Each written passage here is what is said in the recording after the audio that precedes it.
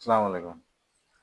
आज पाकिस्तान को मुबारकबाद दें या पाकिस्तान को के लिए अफ़सोस करें, क्या करें?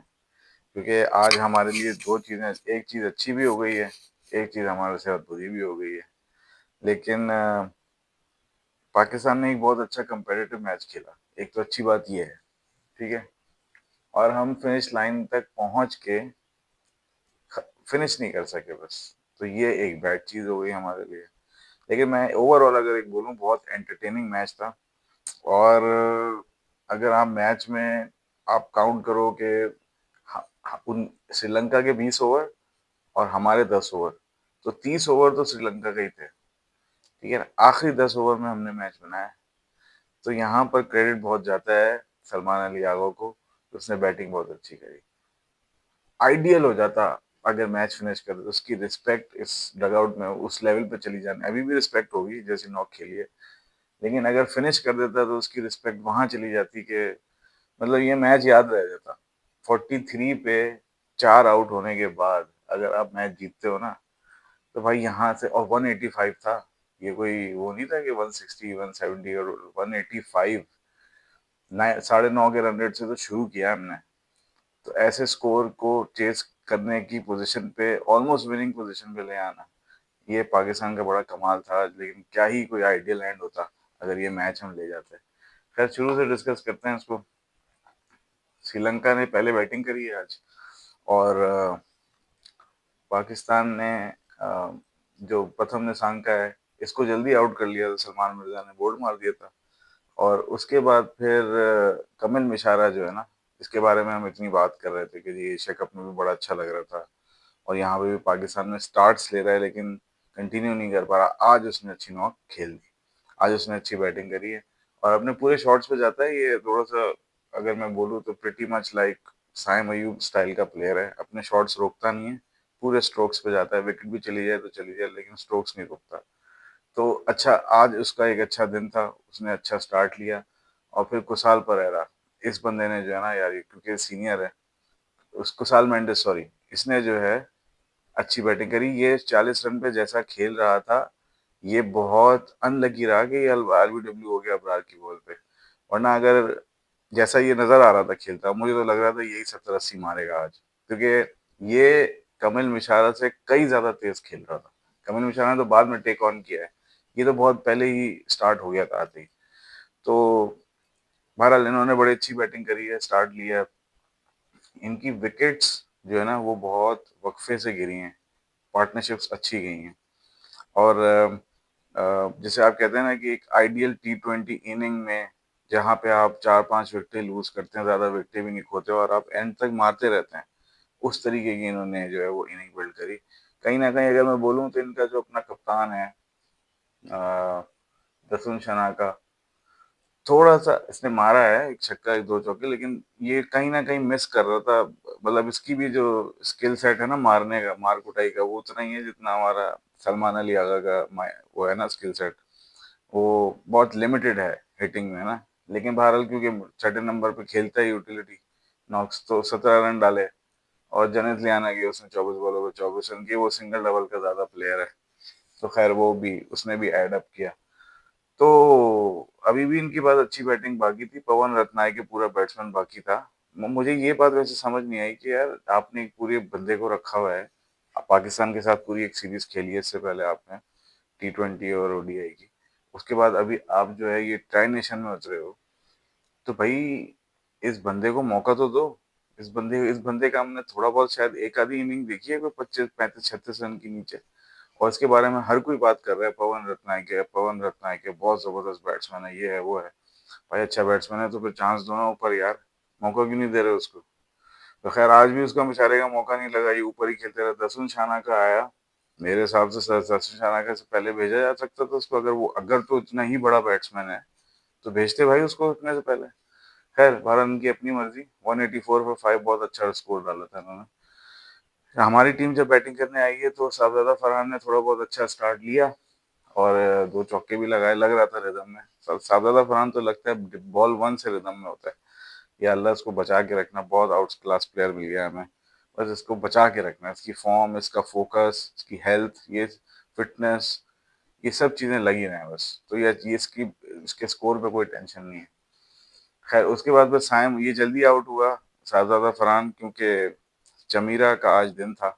आज मैन ऑफ द मैच हुआ है चमीरा। तो चमीरा ने इसको बहुत ट्रिक से आउट किया है। जिस लेंथ पे साहबजादा फरहान स्लैश करता है और चौका जाता है ना ऑफ पे, उसने वहां पर स्लो बॉल कर दी। और वो स्लो बॉल जब ग्रिप हुई है तो साहबजादा फरहान अपनी टाइमिंग ही खो चुका था ऑफ पे मारने के लिए उसको। तो बड़ी तरीके से आउट किया। और मेरा ख्याल है, मुझे ऐसा लग रहा है कि आगे से टीम्स इसको इस लेंथ पे स्लोअर बॉल करेंगी। इसको इसको ही दोबारा ट्रैप किया जाएगा यहाँ पे। अब इसको थोड़ा केयरफुल होना पड़ेगा कि अगर अगले अगला जो भी सैटरडे को फाइनल लग रहा है उसमें इस तरीके का मौका दोबारा देना नहीं है, क्योंकि बॉल यहीं आएगा। मुझे मेरी जहां तक समझ जा रही है, इसको ये वाले बॉल पे दोबारा पकड़ने की कोशिश करेंगे। क्योंकि ये जाता है हार्ड हैंड से ना, स्लैश मारता है। अगर वहां एकदम से बॉल स्लो हो जाए तो किसी की बैट्समैन की टाइमिंग आउट हो जाएगी। तो बड़ा दिमाग से आउट किया उसको। उसके बाद फिर साइम अयूब अच्छा खेल रहा था, छक्के चौके भी मार रहा था, सही बैटिंग कर रहा था बिल्कुल। इसने तीक्षाना को भी सही चार्ज किया था। एक ओवर में मेरे ख्याल है 3 चौके मारे थे। सही खेल रहा था। फिर एक छक्का लगाया उसको, जो इनका जो तेज बॉलर है ईशान मलिक का। और छक्का लगाने के बाद बोल्ड हो गया भाई साहब। तो यार बस अब क्या कह सकते हैं, एक बंदा सही खेल रहा है और फिर वो एकदम से विकेट देके चला जाए, तो हम क्या कह सकते हैं उसमें। हम ये भी नहीं कह सकते कि फॉर्म में नहीं है, और हम ये भी नहीं कह सकते कि यार वो क्या कहते हैं, बहुत बुरा खेला या बहुत अच्छा खेला, ये भी नहीं कह सकते। खैर बहरहाल, अब ये इसको देखना पड़ेगा कि यार 18 बॉलें आपने ले ली, दो चार चौके मार लिए, छक्का मार लिया, सेट हो गए।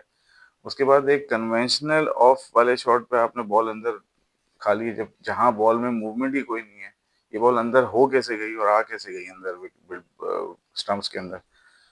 खैर हुआ ये 27 पे आउट। फिर बाबर आजम आए। बाबर आजम अगेन, क्या बोले यार, बस वही वाला आउट जो कि हमेशा से ये हो जाता है। बॉल अंदर पड़ता नहीं है। तो मैंने ये देखा है कि बस बॉल इधर से जब अंदर होता है ना इसके, गेम खत्म हो जाती है। या तो एलबीडब्ल्यू है या बोल्ड है। और ये पहली दफा नहीं है भाई, ये अब कहानी बनती जा रही है। स्पिनर का बॉल या फास्ट बॉलर का बॉल मिडिल स्टंप पे आया और ये लिटरली डांस कर गया पूरा। मतलब he lost it completely. Ball अंदर आई है और ये पूरा खुल गया था यूं, और यूं नीचे झुक गया था और बॉल जो है वो स्टंप में आ गई। शायद बॉल थोड़ा सा नीचे डिप भी हुआ था, लेकिन बात सारी ये है कि जब आप ओपन हो जाओगे तो फिर तो भैया आप बल्ले पे ले नहीं सकते। सलमान अली आगा को भी शुरू में यही बॉल किया था, लेकिन उसने अपना बल्ले से यूं खेल दिया था, साइड ऑन ही रहा और बल्ले से यूं खेल दिया। ये खुल गया। ये जैसे ही खुला है ना, तो बस वो बिल्कुल सीधा स्टंप्स पे बॉल आई और बोल्ड और एलबीडब्ल्यू हो गया।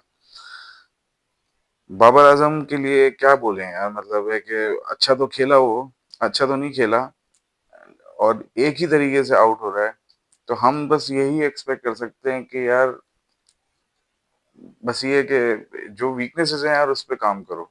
बात सारी ये है कि हमने बाबर आजम को अपनी जो T20 टीम का हिस्सा बनाया है ना, वो इस बुनियाद पे नहीं बनाया कि वो अपनी चीजों पे काम करके आए। हमने इसलिए बनाया क्योंकि हमारा वन डाउन का प्लेयर परफॉर्म नहीं कर रहा।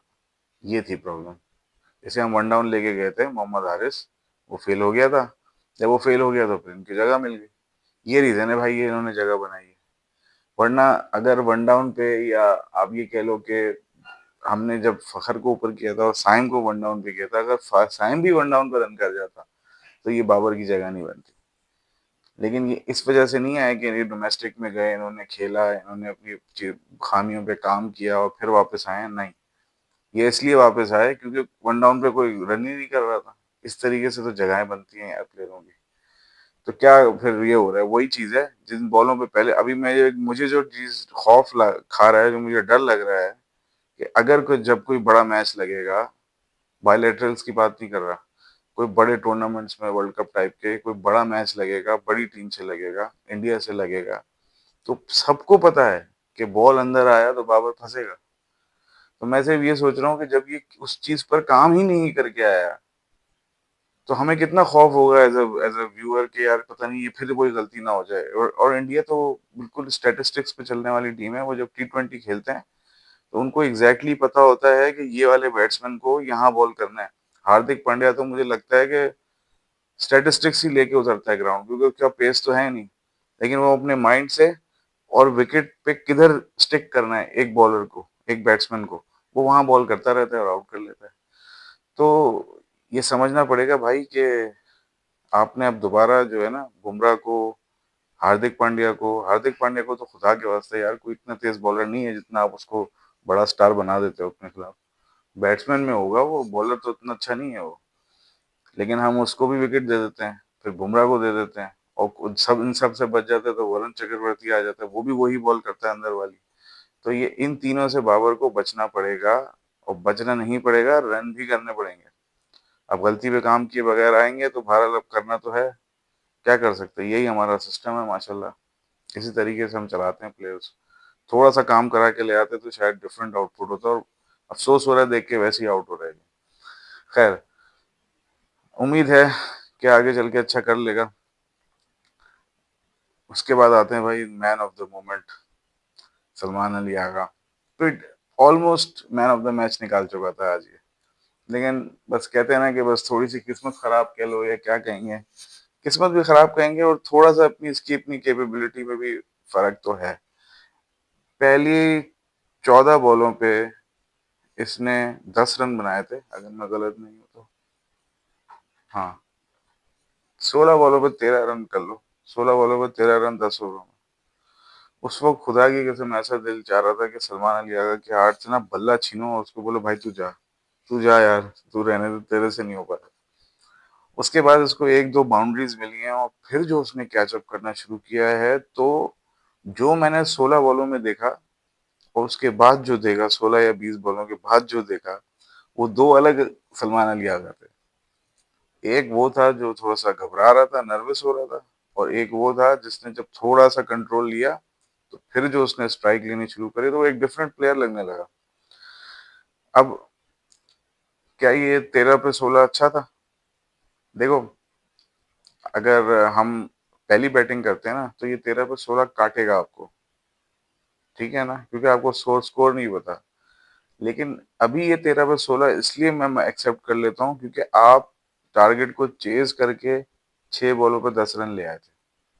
तो आपने क्योंकि पूरी इनिंग क्राफ्ट करी है, तो ये 13 पे 16 बाय हो जाएगा, वरना ये 13 पे 16 एक्सेप्टेड नहीं है। अगर आपने 16 बॉलें खा के 13 रन, अगर पहली इनिंग में होता, खुदा की कसम ये इनिंग काफी थी मैच गड़वाने के लिए पाकिस्तान को। तो ये समझना पड़ेगा कि क्या सलमान अली आगा को हमेशा 20 बॉलें देनी पड़ेंगी सेट होने के लिए, मुझे नहीं पता। आज तो इत्तेफाकन इस वजह से मिल गई क्योंकि विकेटें ऊपर से जल्दी गिर गई, क्या हर बार ऐसे ही होगा? क्या सलमान अली आगा को हमेशा जो है वो 12-13 ओवर मिल जाएंगे खेलने के लिए? मुझे तो नहीं लगता। हो सकता है 12 मिल जाए, हो सकता है ना भी मिले, हो सकता है आपको सिर्फ 8-9 ओवर मिले, 7 ओवर मिले, जिसमें आपने अपनी इनिंग को क्राफ्ट करना होगा। इसमें भी मैक्सिमम आपको शायद 25-30 बॉलें ही मिलेंगी, जो करना है उसी में करना है। आपका नंबर इतना नीचे है कि आप एक्सपेक्ट नहीं कर सकते कि हर मैच में आपको 50 बॉलें मिलेंगी तो आप इनिंग बिल्ड करोगे, या 40 बॉलें मिलेंगी। लेकिन क्योंकि ये इनिंग चेज कॉज में आई है, और ऑलमोस्ट मैच निकाल दिया था, और बहुत टाइमली हिटिंग हुई है, छक्के वग लगाए, चौके लगाए, स्ट्राइक रोटेशन बहुत अच्छी थी, तो इस वजह से इनिंग में बाय कर लेता हूँ, क्योंकि आपने चेजिंग में क्राफ्ट कर ली इनिंग, ठीक है ना, तो इसलिए ये एक्सेप्ट है।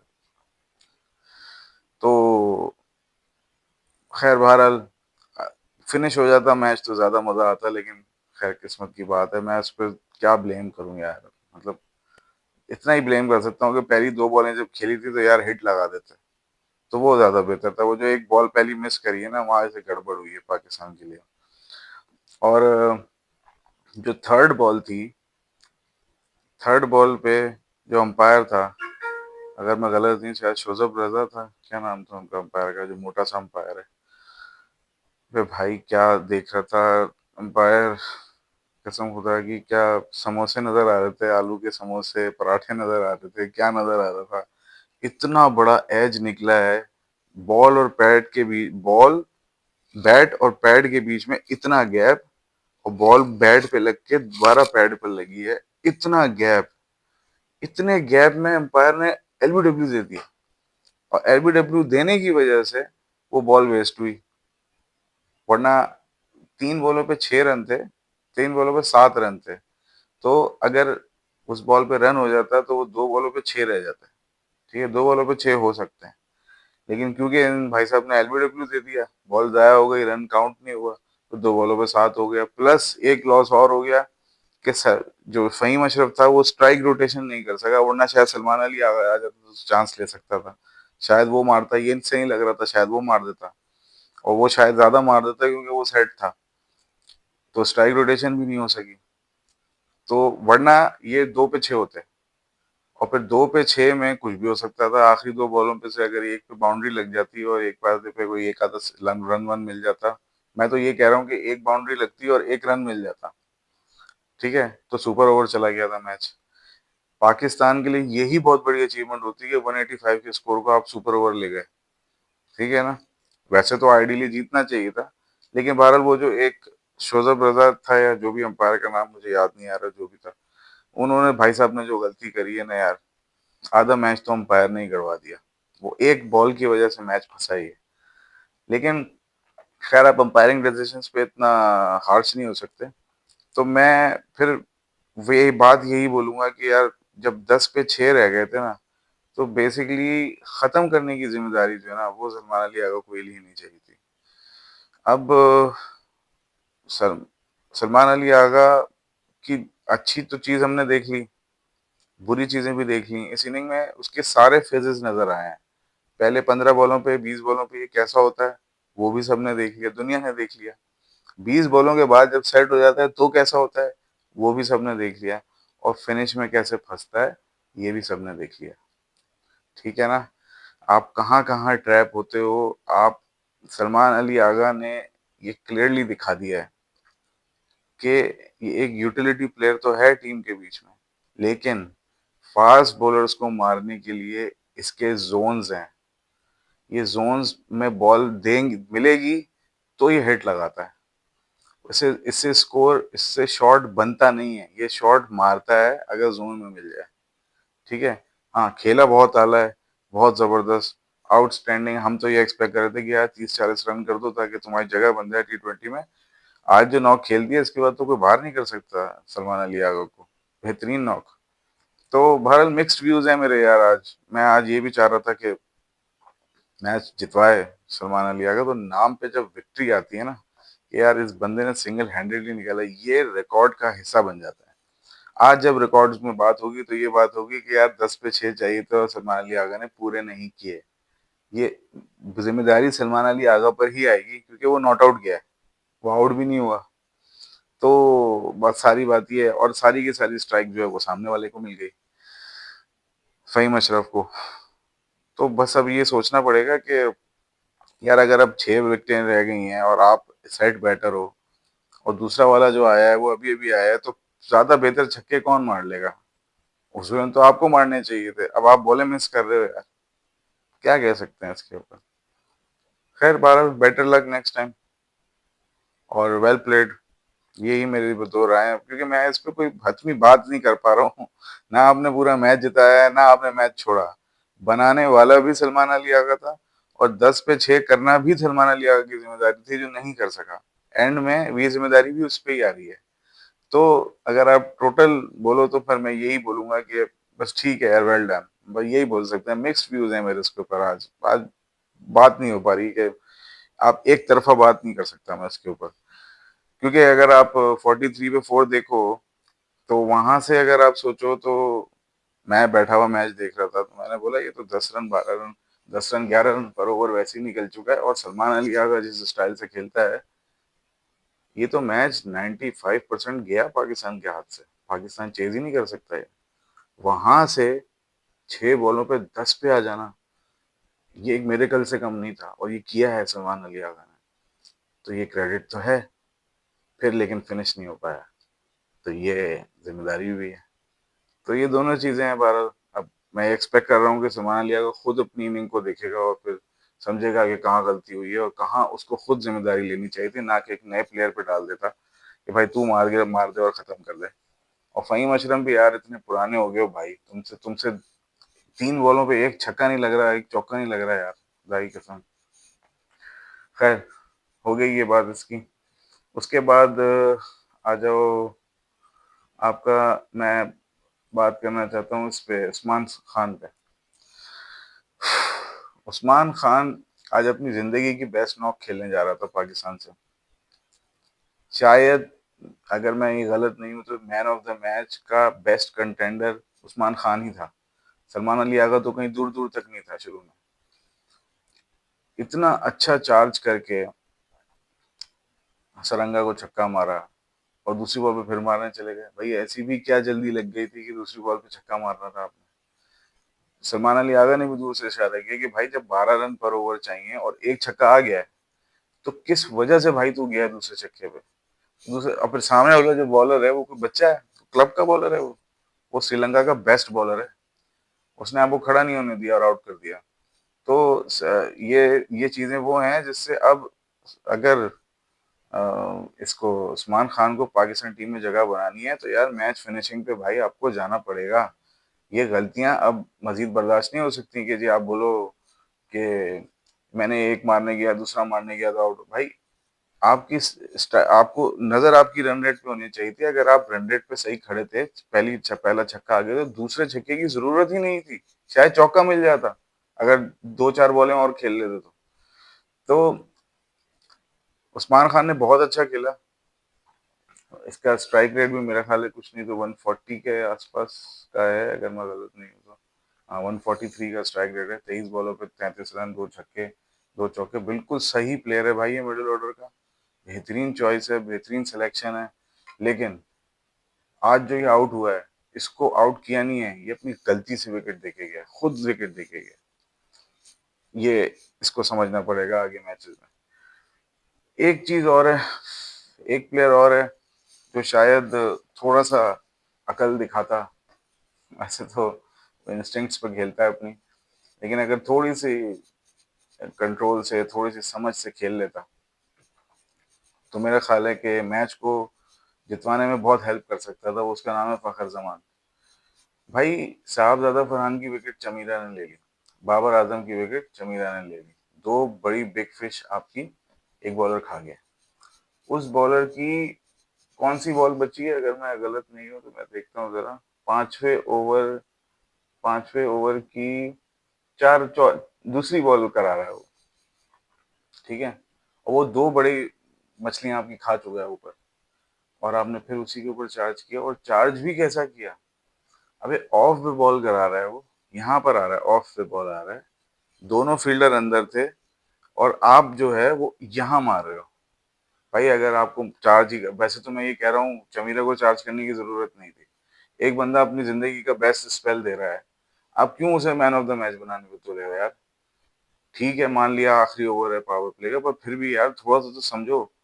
आप उस बॉलर को चार्ज कर रहे हो जो मैच हराने जा रहा है आपको, ठीक है ना? और अगर आप उसका ओवर निकाल लो, या आप उसका ओवर थोड़ा सा सिंगल डबल करके निकाल लो, तो आगे क्या आपको ओवर नहीं मिलेंगे? झापिंडी में छक्के नहीं मार सकते क्या? इतनी क्या जल्दी लगी हुई थी?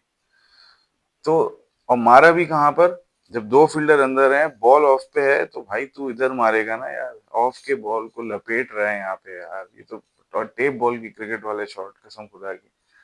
और फिर इधर कैच हो गया।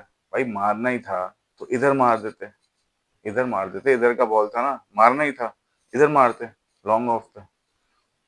इधर घुमा दिया, लपेटा था ये, लपेटा। मतलब है ये, इतना इररिस्पॉन्सिबल नहीं होना चाहिए था यार। मैं ये समझता हूँ आप सीनियर प्लेयर हो, टीम की वो करनी है, टेक केयर करनी है,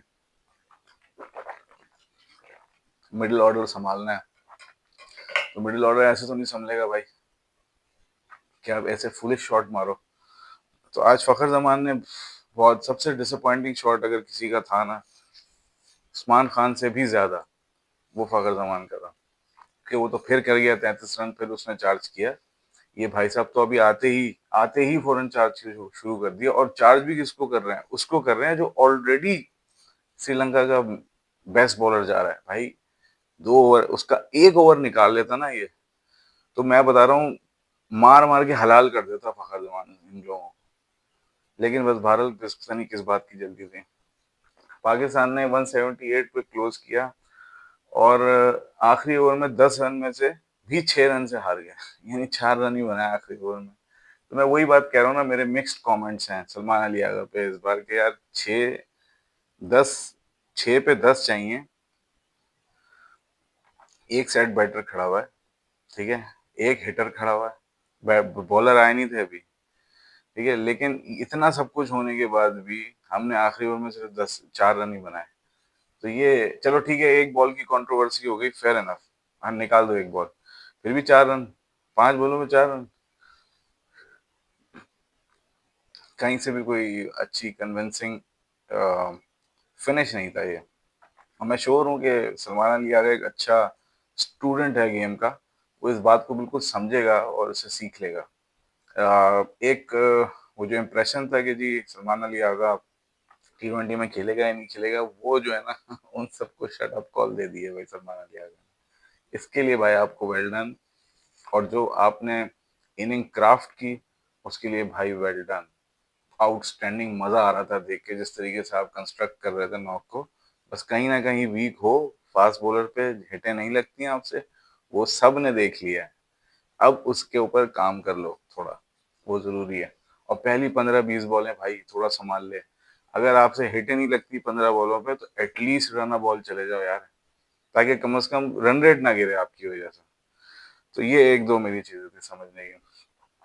अच्छा, इसके अलावा मैच तो खैर खत्म हो गया, लेकिन मैं इससे भी ज्यादा जो एक चीज में और भी इंटरेस्टेड था, जो मेरा अपना पर्सनल इंटरेस्ट था, वो मेरा ये था कि यार मैं चाहता तो था कि पाकिस्तान जीते, क्योंकि इतना क्लोज आके अगर पाकिस्तान हारा है तो अफसोस तो होगा ना।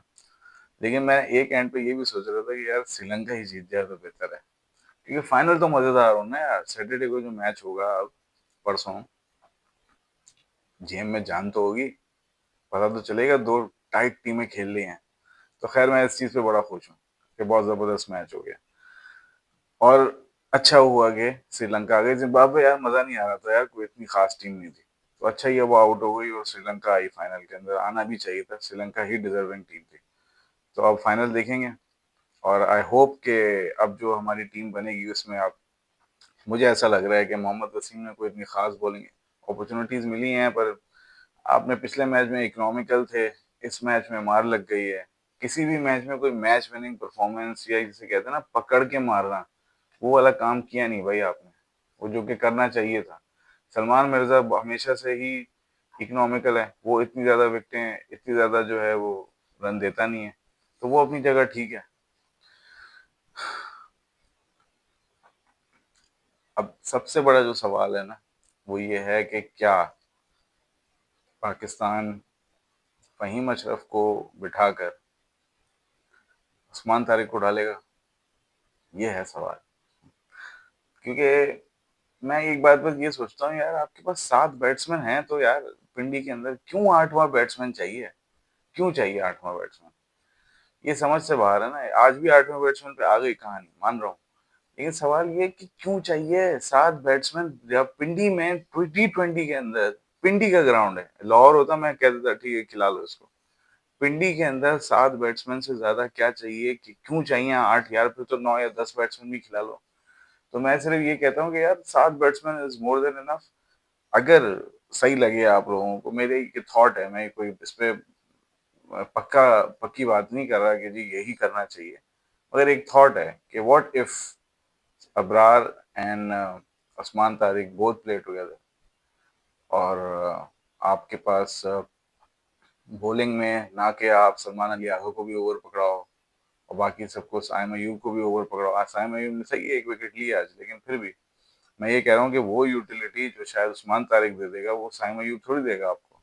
वो दे देता है ओवर्स, लेकिन वो यूटिलिटी तो नहीं दे सकता वो। और एक ऐसा बॉलर जो कि अभी हैट्रिक लेके बैठा हुआ है, वो अगले मैच में बैठ जाता है। ये भी आपने एक बड़ी ब्रेव कॉल ले ली भाई, हैट्रिक बॉलर को बिठा दिया। तो हमारी अगली टीम में जो नजर आ रहा है मुझे, कि शाहिन शाह अफरीदी वापस आएगा, वसीम बैठेगा। और दूसरी जो एक चीज नजर आ रही है, वो ये नजर आ रही है कि शायद, मुझे, मेरा अपना ओपिनियन है, मैं थोड़ा सा आउट ऑफ द वे जाके सोच लेता हूँ कभी कभी, लेकिन मेरा, मुझे ऐसा लगता है कि अगर आप चाहो तो आप फहीम को बिठा के उस्मान तारिक डाल सकते हो।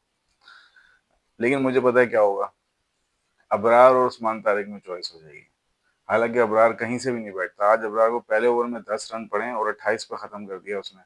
3 ओवर में 6 रन, 18 रन पड़े टोटल।